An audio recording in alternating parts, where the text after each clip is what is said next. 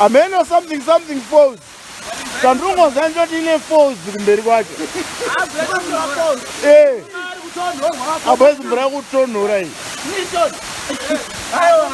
Guys, kule ngosadanga hata kule mbura kutonhora. Avuma.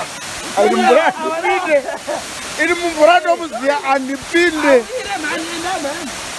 Iri mvura andipinda kuma munotonhora. Ai mavideo ndokutora iyi.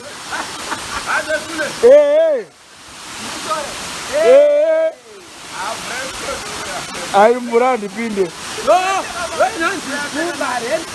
Indana andipinde. Ndirikobva. Asi mvura ndana andipinde.